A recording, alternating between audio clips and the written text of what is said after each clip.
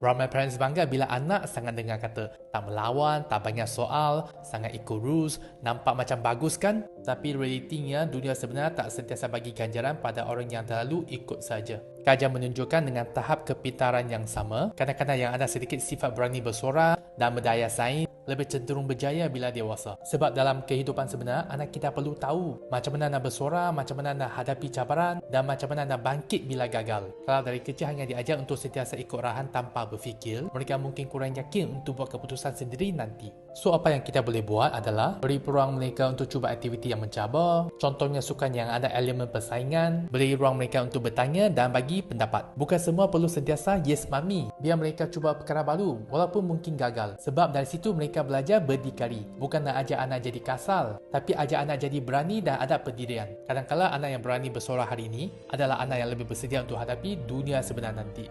Tu dia.